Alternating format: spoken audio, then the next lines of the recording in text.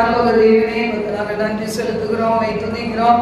இந்த அருமையான நாளுக்காக ஸ்தோத்திரம். ஓய்வு நாள் கால பொழுதுல உங்களுடைய பாதத்திலே வந்து உங்களுடைய நேச முகத்தை பார்த்து சபையாக நாங்கள் இணைந்து உம்மை மகிமைப்படுத்த வந்திருக்கிறோம். அப்பா, கர்த்தரைகளுக்கு செய்த எல்லா உபகாரங்களுக்காக நாங்கள் உமக்கு எண்ணத்தை செலுத்துவோம். ரட்சிப்பின் பாத்திரத்தை எடுத்துக்கொண்டு கர்த்தரை தொழுது கொள்வோம் என்று வேதம் சொல்கிறது. அப்பா, அப்படியே உம்மை தொழுது கொள்ள நாங்கள் வந்து நிற்கிறோம். இந்த பரிசுத்த ஆண்டவரை ஓய்வு நாளை ஆசீர்வதிப்பீராக.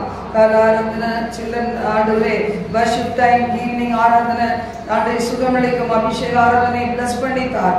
இந்த வட்டாரத்தில் அப்பா எங்களுடைய ஊழியத்தை நீ எடுத்து நிறுத்துவீராக. அநேகருக்கு ஆசீர்வாதமாய் அநேகரை நீதிக்குட்படுத்துவதற்கு எங்களை நிறுத்துவீராக. எங்களோடு கூட தங்கிலும் இந்த ஊழியத்தை ஆண்டவரை நீர் எடுத்து நடத்தும். உமது ஆண்டவரே, உமது தலைமை கீழாக என்னை ஒப்புக் கொடுக்கிறேன். என்னோடு இணைந்து ஊழியம் செய்கிற பிள்ளைகள் மீது கிருபை இருப்பதாக எங்களோடு தங்கிலும் இயேசு கிறிஸ்துவின் நாமத்தில் ஜெபிக்கிறோம் பிதாவே. ஆமென், ஆமென். ஹல்லேலூயா. ஒரு பாடலை பாடி நாம் தேவனை ஆராதிப்போம். ஹல்லேலூயா. கர்த்தரையே ஏகமை துதியுங்கள், அவர் நடத்தும் செயல்கள் எல்லாம் பாட்டுரை துதியுங்கள். வல்லமையா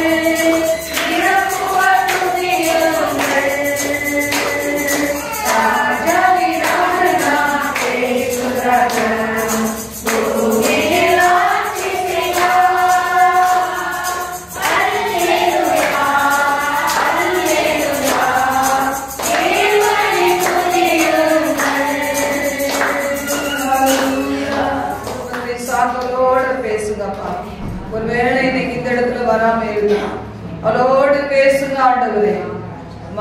உன்னுடைய பாதையிலே காப்பாற்றி உன்னை இன்னைக்கு வரைக்கும் ஜீவன் சுகபலனை கொடுத்து நடத்தி வருகிறனே, நீ கர்த்தரை சேவிப்பாயா என்று சொல்லி அவளோட பேசுங்க ஆண்டவரே. அவளோட பேசுங்கப்பா. எத்தனை அடிமை தனத்திலிருந்து பிள்ளைகளை மீட்டு எடுத்திருக்கிறீர்.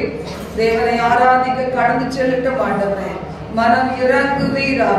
குடும்பங்களிலே தேவ கிருபை பெருகட்டும். ரட்சிப்புக்கு ஏதுவான தேவ கிருபை பெருகுவதாக. எங்களோடு தங்கியிருந்து எங்களை ஆசீர்வதியும் ஆண்டவரை. நீர் நடத்தும். உமது கரத்தில் எங்களை தாழ்த்தி அர்ப்பணிக்கிறோம்.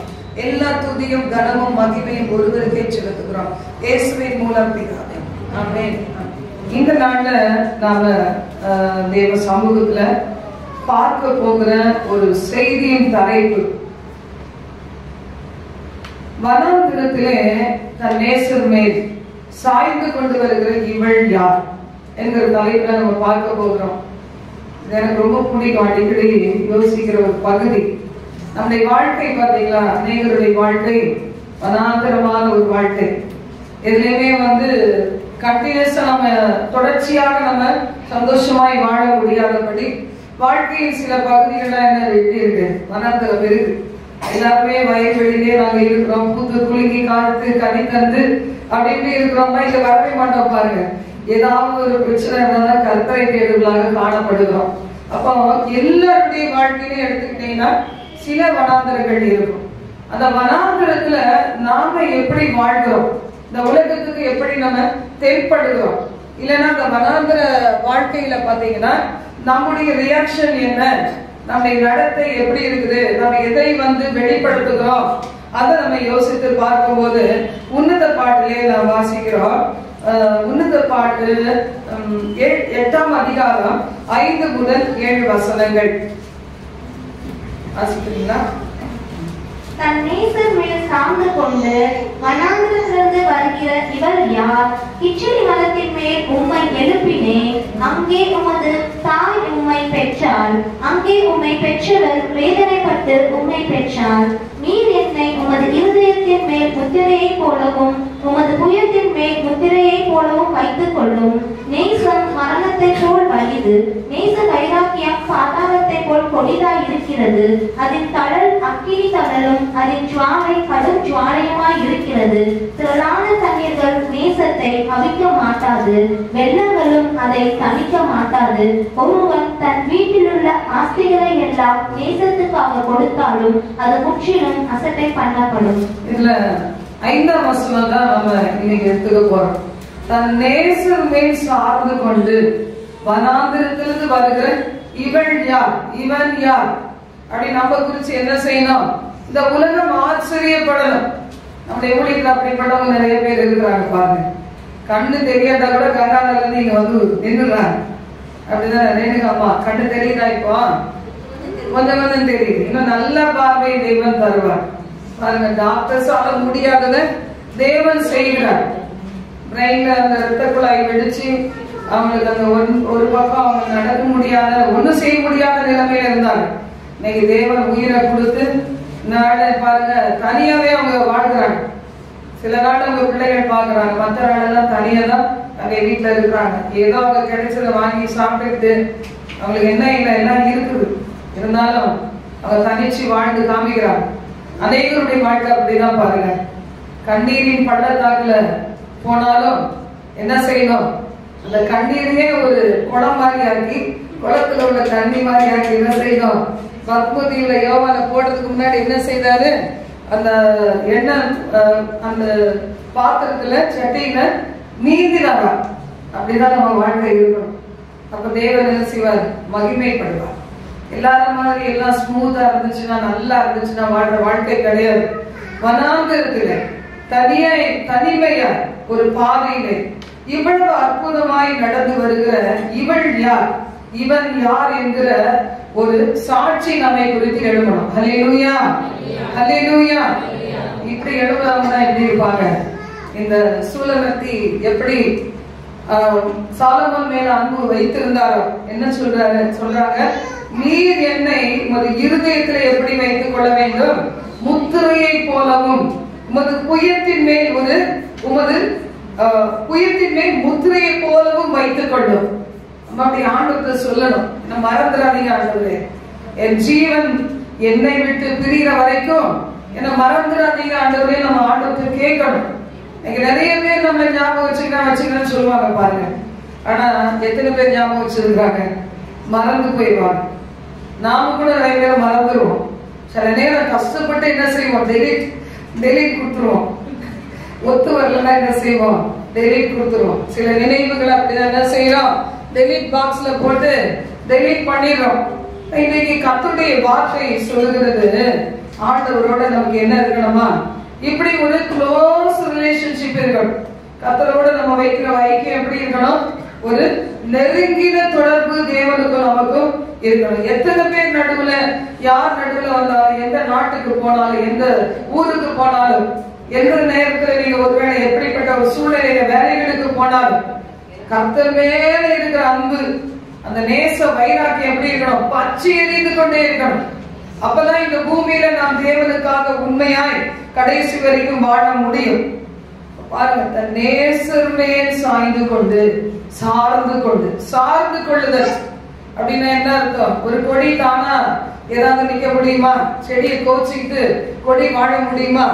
கொடி என்ன செய்யணும்? செடியோட தான் என்ன செய்யணும்? இணைந்து இருக்கணும், சார்ந்து இருக்கணும். சின்ன பிள்ளைங்க என்ன செய்யணும்? அம்மா அப்பாவை சார்ந்து வாழணும். கொஞ்சம் உயரமாயிட்டா தனியா போயிடக்கூடாது. என்ன செய்யணும்? அம்மா அப்பா மேல சாய்ந்து வாழணும். கர்த்தரை சார்ந்து ஒரு குடும்பம் இருக்கணும். இந்த கர்த்தரை சார்ந்து இருக்கிற குடும்பம், கர்த்தரை சார்ந்து இருக்கிற ஒரு தேவ பிள்ளை தான் வெற்றியாய் வாழ முடியும். கர்த்தரை வார்த்தை சொல்லுகிறது, நீ என்னை உமது இருதயத்தின் மேல் முத்திரையை போல வைத்துக் கொள்ளும். திருமணம் முடியும் போதெல்லாம் அப்படிதான் வாக்குறுதி வாங்குவாங்கல்ல, பிறர் முகம் பாராமல் உங்க ஒரு முகத்தையே பார்த்து வாழ்க்கை. எத்தனை பேருக்கு ஒரே முகத்தை பாக்குறாங்க பாருங்க. இன்னும் எப்ப பார்த்தாலும் உன் மூஞ்ச பாக்குறது, நான் மூஞ்ச பார்த்தா நல்லா இருக்கணும் அங்கேயே பாக்குறவங்க நிறைய பேர். அது என்னத்தை குறிக்குதுன்னா டெடிகேட். ஒருத்தருக்கு ஒருத்தர் அவங்க டெடிகேட் ஆயிடுறாங்க. உனக்கு நீ எனக்கு நானுன்னு சொல்றாங்க. எதுதான் பிரிக்கணும்? மரணம் ஒண்ணு. ஏதோ ஆயுசு காலங்கள் தேவன் எப்படி வச்சிருக்கிறாரோ அந்த நாட்கள்ல பிரிக்கிற வரைக்கும் மரணம் ஒன்றுதான் ஒரு கணவன் மனைவியை பிரிக்கணும்னு ஆண்டவருடைய வார்த்தை சொல்லுகிறது. அப்படிதான் சபை தேவனோடு உள்ள ஐக்கியம். அது எப்பவுமே பிரியாத ஒரு உறவு. கர்த்தரால் ரட்சிக்கப்பட்ட பிள்ளைகள் இந்த பூமியில நம்ம கண்ணை மூடும் போது என்ன செய்யும்? நம்ம நித்தியத்துல போய் வாழ போயிடுவோம். எப்படி ராத்திரி தூங்குறோம், காலையில என்ன நம்பிக்கையோட நைட்டு தூங்குறோம் பாருங்க. நம்ம ஆவி ஆத்மா சரீரத்தெல்லாம் ஆண்டவருடைய ரத்தத்துல கொடுத்துட்டு படுத்து தூங்குறோம். காலையில எழுப்புறோம், பார்த்தா இன்னும் உலகத்துல இருக்கிறோம். இருக்கிற நேரம் போட எழுந்து நம்ம கடமைகளை செய்யறோம். இதே மாதிரி ஒரு நித்திய தூக்கம் ஒரு நாள் வரும். அப்ப என்ன செய்வோம்? படுத்தோம்னா எழுப்ப மாட்டோம். நமக்கு அப்புறமா என்ன இருக்கு? ஒண்ணும் இல்லை, யாரு இருந்தா என்ன போனா என்ன. அது மாதிரி ஒரு நித்திய வாழ்க்கை, அதை நோக்கி தான் நம்ம எல்லாரும் என்ன செய்யறோம்? பயணம் பண்றோம். இதுதானே புது வாழ்வு நோக்கி நாம் பயணம் செய்கிறோம். இடுக்கமான வாசல்களிலே வருந்தி நுழைய முயன்றிடுவோம்.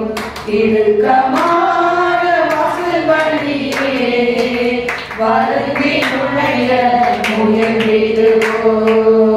சிலுவை சுமந்து இயேசுவின் சிரித்த முகமாய் சென்றிடுவோம். சிலுவை சுமந்து இயேசுவின் சிரித்த முகமாய் சென்றிடுவோம். வாழ்வுக்கு செல்லும் வாசல் இடுக்கமானது. வாழ்வுக்கு செல்லும் வாசல் இடுக்கமானது. பரலோகம் செல்லும் பாதை குறுகலானது. பரலோகம் செல்லும் பாதை குறுகலானது.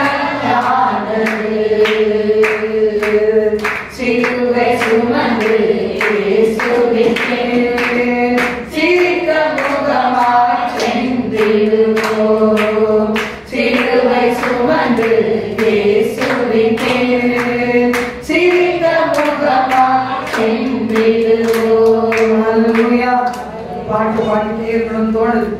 அப்பதான நேரம் இல்லை பார்த்தேன்.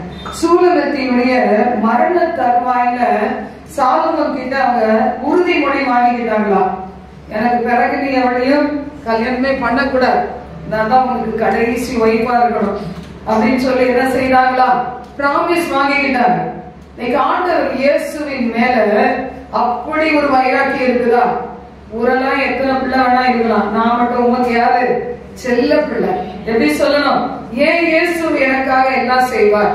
சில பேருக்கு கோபம் வருவார், ஏன் இயேசு, என் இயேசு, என் இயேசு. நல்ல அருமையான பாடல், அதான் ஞாபகம் வருது. என் இயேசு எனக்கு மட்டும்தான். என்ன பாட்டு தொடரும்? ஏசப்பா என்னாலும் எனக்கு தான், அவர் அன்பை அள்ளி தருவதினால் சந்தோஷம்தான். எத்தனை பேர் இயேசுவை அன்புல முழுகிட்டீங்க? ரொம்ப ஆசை எனக்கு, நீச்சலாட போக ஆசை. அப்படிதான். அது மாதிரி ஒரு சுகமே இல்லவே இல்லை. இயேசுவோடு இணைந்த ஒரு வாழ்க்கை. சூலபதி அப்படிதான் மரண தருவாயில சாலமோனை பார்த்து என்ன செய்யறாங்க, பிராமிஸ் வாங்குறாங்க. சாலமோனும் என்ன செய்திருப்பாரு, கட்டாயமா பிராமிஸ் பண்ணிருப்பாரு. சில பேர் நினைப்பாங்க போன நாட்கள் பார்த்துக்கலாம், ஏதோ கடைசி ஆசை என்ன செய்யலாம், தீர்த்து வைக்கலாம், கடைசியா ஒரு வார்த்தை சொல்லிடுவோமே, நான் சொல்றவங்க நிறைய பேர் இருப்பாங்க. ஆனா நம்ம அப்படி ஆண்டவரை ஏமாத்த முடியாது. ஏமாந்து நினைச்சவன் ஏமாந்து போவான்னு ஆண்டவர் கிட்ட சும்மா பொய்ய புழுகளை நம்ம சொல்லிக்கிட்டே இருந்தோம்னா ஏமாந்து போயிடுவோம்.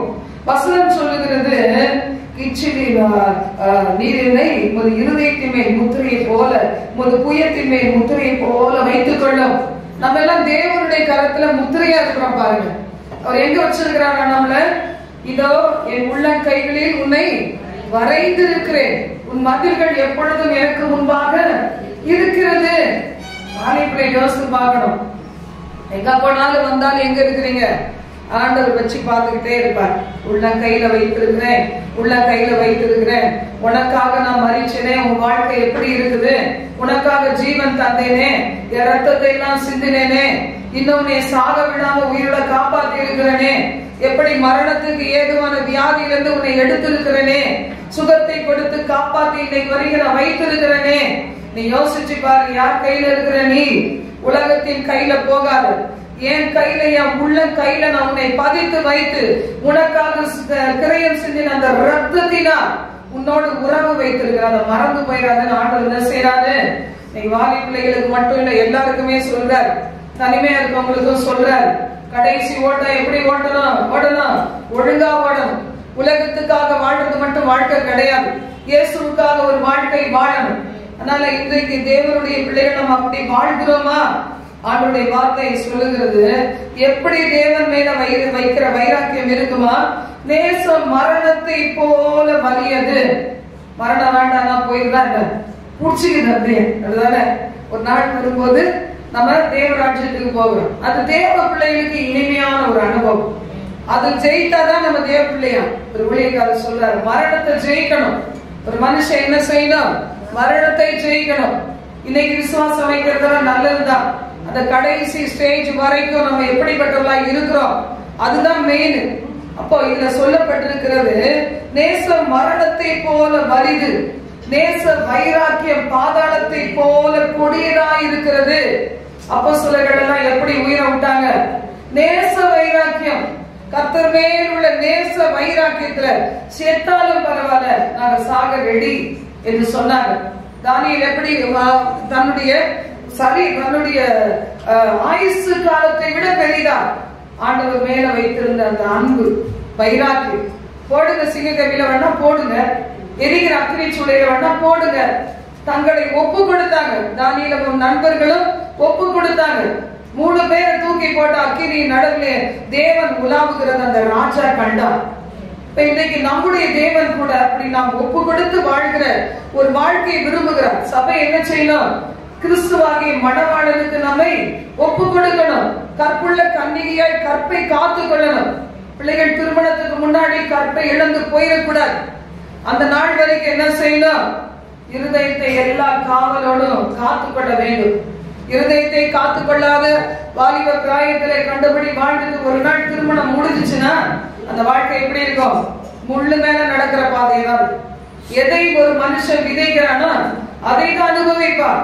வாலிப பிராயத்திலே ஒரு சிருஷ்டிக்கிற நிலை என்று சொல்லப்பட்டிருக்கிறது. தனியா விடப்பட்டாலும் அந்த பரிசுத்தத்தை காத்துக்கொள்ளணும்.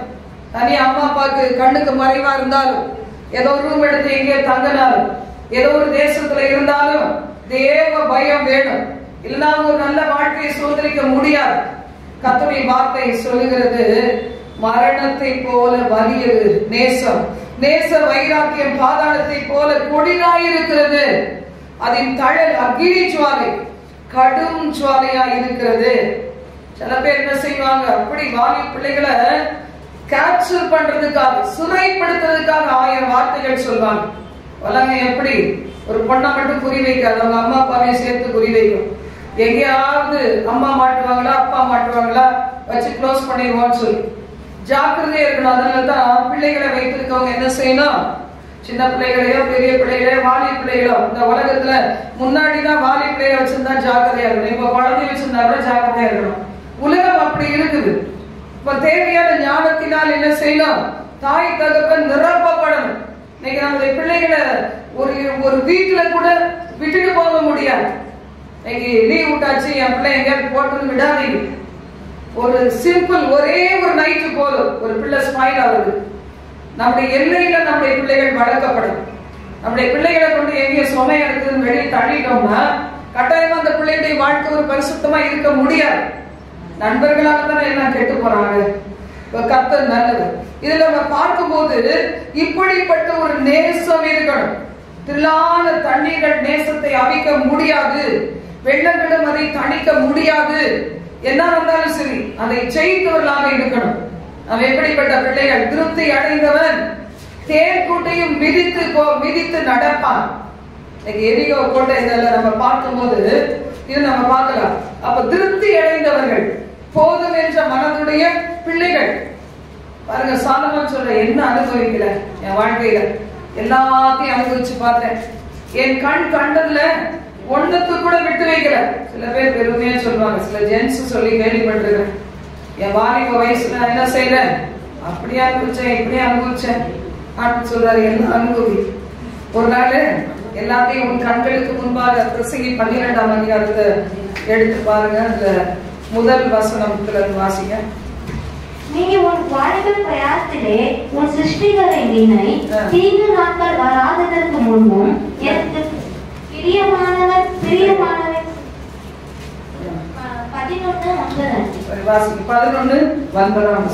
வாலிபனே உன் இளமையிலே சந்தோஷப்படு, வாலிபனே உன் இளமையிலே சந்தோஷப்படு, உன் வாலிப நாட்களிலே உன் இருதயம் உன்னை பூரிப்பாக்கட்டும், உன் வாலிப நாட்களிலே உன் இருதயம் உன்னை பூரிப்பாக்கட்டும், உன் நெஞ்சின் வழிகளிலும் உன் கண்ணின் காட்சிகளிலும் நட, உன் கண்ணின் காட்சிகளிலும் நட. ஆனாலும் இவை எல்லாவற்றின் நிமித்தமும் தேவன் உன்னை நியாயத்திலே கொண்டு வந்து நிறுத்துவார் என்று அறிவி.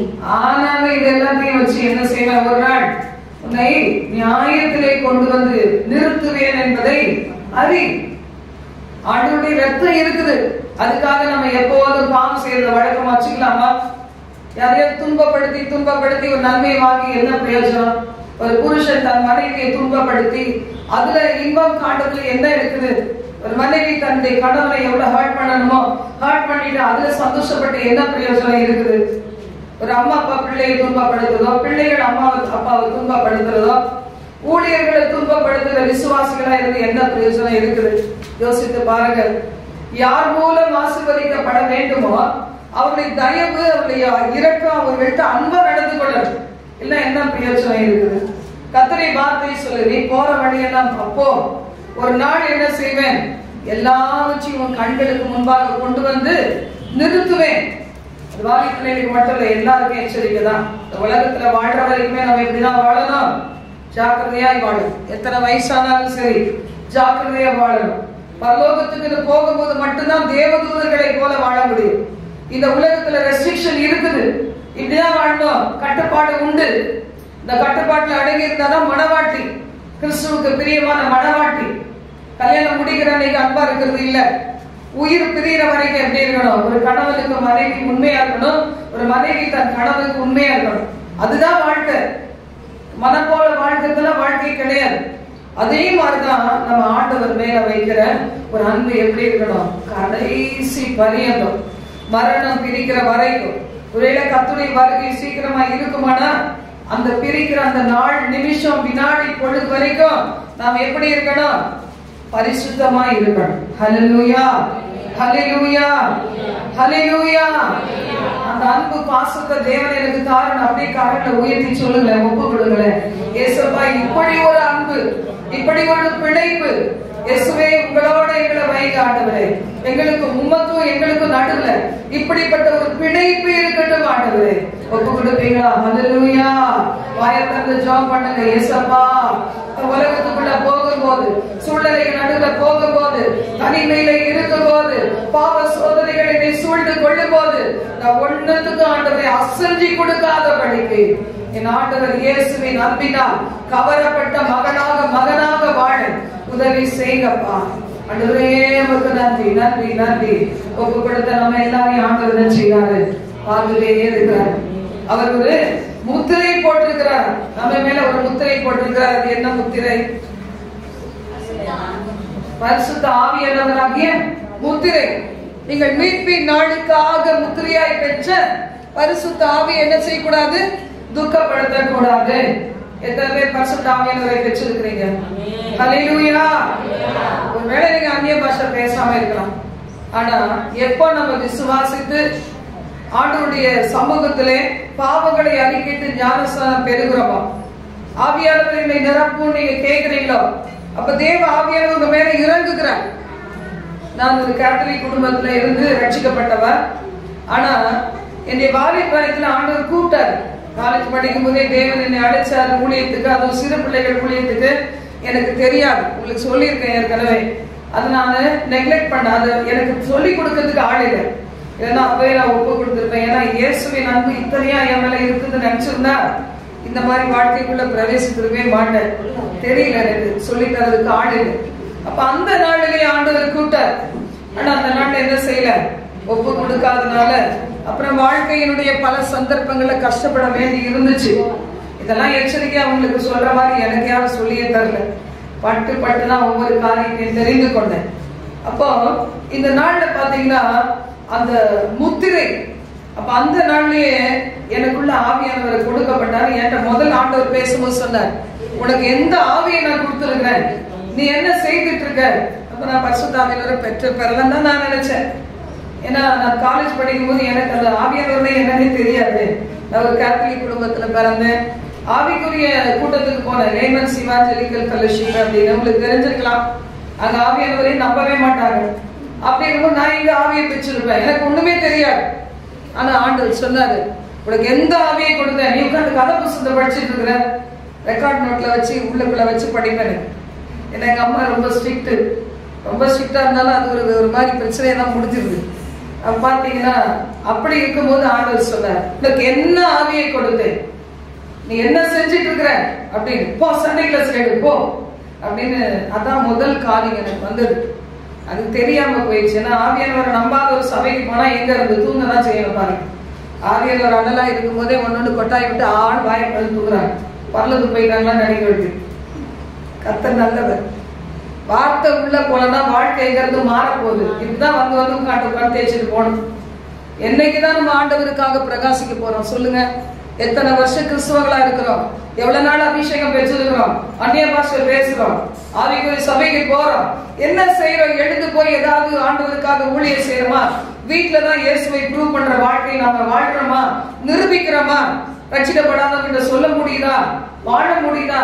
யோசித்து பாருங்க.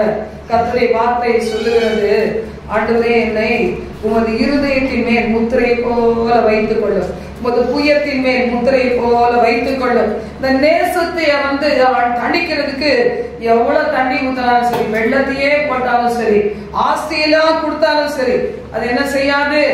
இதை என்னை விட்டு உங்களுடைய அன்பை என்ன செய்ய முடியாது? பிரிக்கவே முடியாது என்று சொல்லப்பட்டிருக்குது. இப்படிப்பட்ட ஒரு அன்புக்கு நம்ம ஒப்பு கொடுத்திருக்கிறோம். 2 நாளாகமம் 14ஆம் அதிகாரத்துல பாருங்க, இந்த இடத்துல ஆசா என்ன செய்கிறாரா? தேவனை சார்ந்து கொள்ளுகிறார். எப்ப சார்ந்து கொள்ளுகிறாரு அப்படின்னு நம்ம பார்க்கும்போது அவருடைய யுத்தத்திலே சார்ந்து கொள்ளுகிறார். நம்ம வாசிக்கலாம், மடமட நம்ம வாசிப்போம். ஆசா தன் தேவனாகிய கர்த்தரை நோக்கி கூப்பிட்டு, கர்த்தாவே, பலம் உள்ளவனுக்காகிலும் பலனற்றவனுக்காகிலும் உதவி செய்கிறது உமக்கு லேசான காரியம். எங்கள் தேவனாகிய கர்த்தாவே, எங்களுக்கு துணை நில்லும். உம்மை சார்ந்து உம்முடைய நாமத்திலே ஏராளமான இந்த கூட்டத்திற்கு எதிராக வந்தோம். மனுஷன் உண்மை மேற்கொள்ள விடாதையும் அப்படின்னு சொல்லி. அதுக்கு முன்னாடி பாத்தீங்கன்னா ஆசா ரொம்ப நல்ல ராஜா. ஆசா எப்படிப்பட்டவராக இருந்தார் இல்ல வாசிக்கிறோம். அபியா தன் பிதாக்களோட நித்திரை அடைந்த பிறகு தாவீது நகரத்தில் அடக்கம் பண்ணினார்கள். அவன் ஸ்தானத்திலே அவனுடைய பிள்ளையாகி ஆசா ராஜாவானான். ராஜா 10 வருஷம் ராஜாவா இருந்தாராம். அவனுடைய நாட்களிலே 10 வருஷம் மட்டும் அவனுடைய நாட்களிலே அமைதி இருந்தது. ஆசா என்ன செய்தார்? தன் கர்த்தருடைய பார்வைக்கு நலமானதை செய்தார். இதுதான் மெயின். ஆண்டவருடைய பார்வைக்கு எப்படின்னா இருக்கணும், நல்லதை செய்யும். உலகத்து பார்வைக்கு நீங்க வெள்ள சாரி கட்டணும்னா நான் பெரிய பரிசுத்தவாதி இல்லை.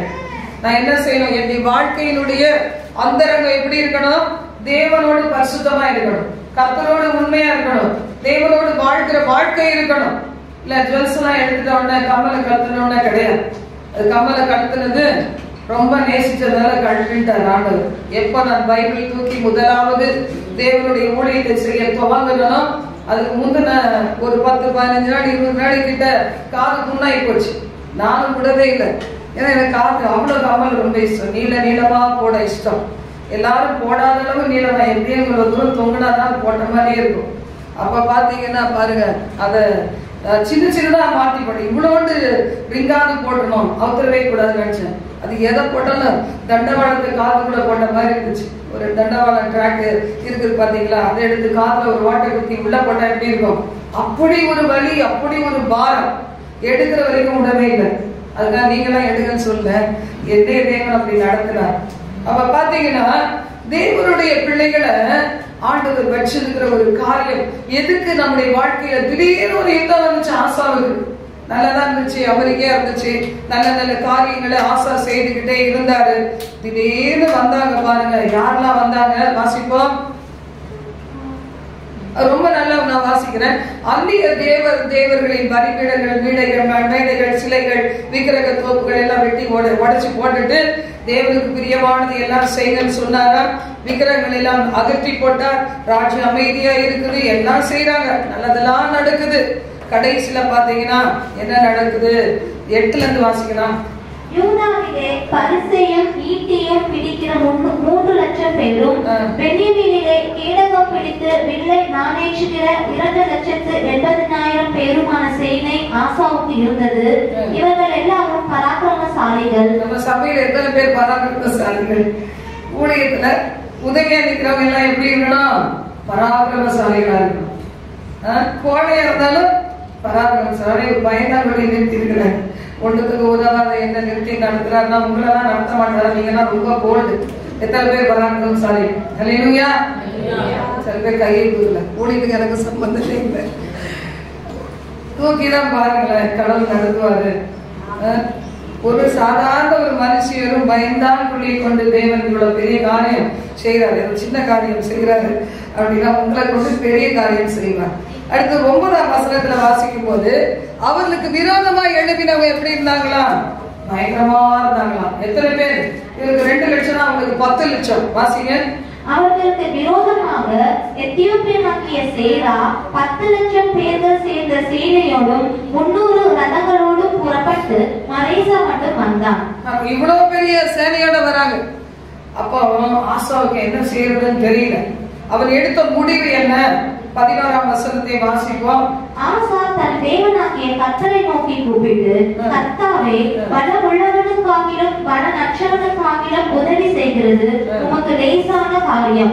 எங்கள் தேவனாகிய கர்த்தாவே, எங்களுக்கு துணை நில்லும். உம்மை சார்ந்து உம்முடைய நாமத்திலே ஏராளமான இந்த கூட்டத்திற்கு எதிராக வந்தோம். கர்த்தாவே, நீர் எங்கள் தேவன், மனுஷன் உம்மை மேற்கொள்ள விடாதேயும் என்றான். ஆசா தன் தேவனாகிய கர்த்தரை நோக்கி கூப்பிட்டு என்ன சொல்றாரு? பலம் உள்ளவனுக்கோ பலவீனம் உள்ளவனோ அவனுக்கு உதவி செய்யறது நமக்கு லேசான காரியம்.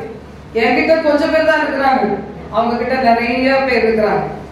ஆண்டவர் சொல்ல, அந்த உலகத்தில் இருக்கிறவனிலும் உங்களில் இருக்கிறவர் பெரியவர். இன்னைக்கு நம்ம எல்லாம் சிறுபான்மைன்னு சொல்றாங்க. நம்ம யாரு? ஒருவருத்தரும் பெரிய ஆள். கிதியோன மாதிரி பெரிய ஆள். அப்போஸ்தலனாகிய பவுலை போல பெரிய ஆள். பேதுருவை போல பெரிய ஆள். அப்படி நடந்து போகும்போது நிழல் பட்டவங்களா சுகமாறாங்க. அப்படிதானே? நம்ம அந்த மாதிரி இருக்கணும். நம்ம மாறணும். சபை மாறணும். வல்லமை உள்ளவர்களாக மாறணும். இயேசுவுக்கு மகிமை செலுத்தணும். என்ன நடந்தாலும் கர்த்தருக்கு மகிமை செலுத்திட்டானா சாத்தான் இருந்து தப்பிக்கலாம். அதான் நான் கத்துக்கிட்டது. எப்பாவது நான் அப்படின்ட்டோம்னா தான் விழும். அது பிசாசுக்கு விழுது. ஆண்டவர் விட்டுருவார். அங்க போய் பார்த்துருவோம். அப்படி தாங்கிக்கவே முடியாது.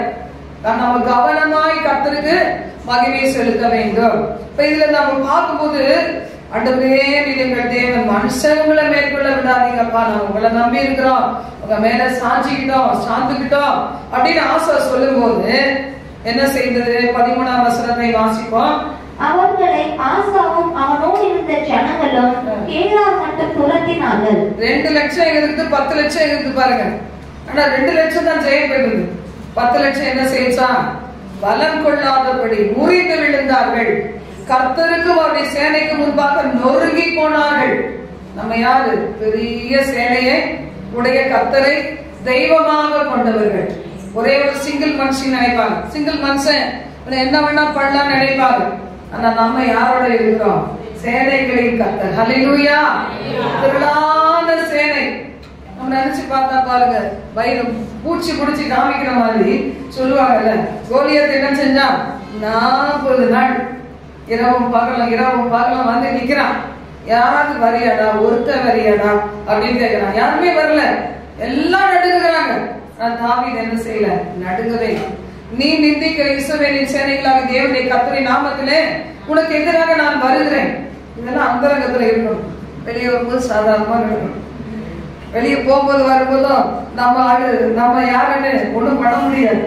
அறை வீட்டுகளாக தேவனோடு இப்படி நம்ம ஒவ்வொரு நாளும் உருவாகணும். வெளியே ரொம்ப அசால்ட்டா நடந்து வந்தா பேதுரு நிழல் பட்டவங்க எல்லாம் என்ன செய்தாங்க? சுகம் அடைந்தாங்க. அநேகத்துக்குள்ள அசுத்தாவிகள் அலறி ஓடிச்சு. இன்னைக்கு அலறி ஓட வேண்டியதெல்லாம் உள்ள புடிச்சு வச்சுக்கிறது. ஏன்னா பாவத்தை விடலையே.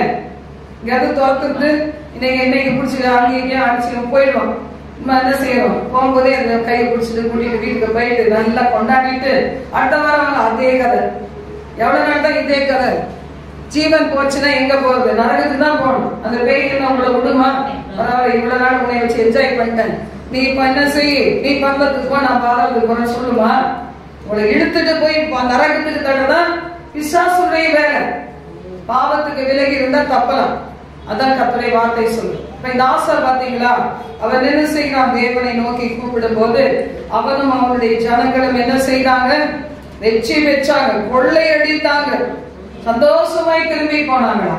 இந்த தேவன் உங்களுக்கு எனக்கு வெற்றியை தருகிற தேவன். அப்படியே எழுந்து ஜெபம் பண்ணலாமா? அங்க எழுந்து நின்று ஜெபம் பண்ணலாம். ஹல்லேலூயா! சும்மா கையை வைத்திட்டா போதாது. நான் வசனம் சொல்லுது, உங்கள் இருதயத்தையும் கையில் சேர்த்து ஆண்டவருக்கு நேரம் உயர்த்துவேன் அப்படின்னு சொல்லி நான் கடற்கல போய் சின்ன பையன் ஜெபம் பண்ணு, எக்ஸாம்லாம் இருக்குது, ஆண்டவரே பலமுள்ளவர்களுக்கோ பலவீனமானவர்களுக்கோ பலம் இல்லாதவர்களுக்கோ உதவி செய்கிறது உனக்கு லேசான காரியம். கிளாஸ் ஃபர்ஸ்ட், ஸ்கூல் ஃபர்ஸ்ட் வரணும். ஆண்டவரே என்னுடைய பேர் அங்க எழுதி போட்டுருக்க அந்த போர்ட்ல எழுதுவாங்களே, அது என் பேர் இருக்கணும்னு சொல்லி கேளுங்க. ஒருவேளை நீங்க பாஸ் மார்க் வாங்குறதே கஷ்டமா இருக்கலாம். ஆனா உங்க பேரை தேவன் பெருமைப்படுத்துவார். ஜெபம் பண்ணுங்க. ஆண்டவர் உங்களோட பேசுறாரு. நீங்க என்னைக்கு பேச போறீங்க? ஒப்பு கொடுங்க. ஹல்லேலூயா, ஹல்லேலூயா.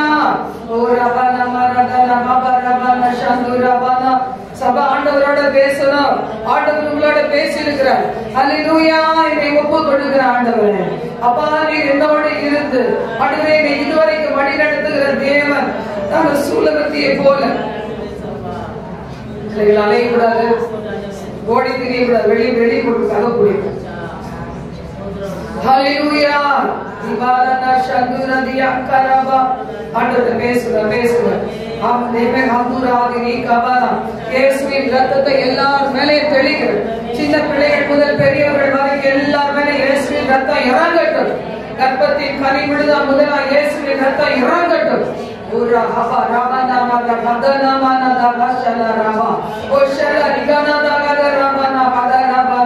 எல்லா அவரை நோக்கி பாருங்க.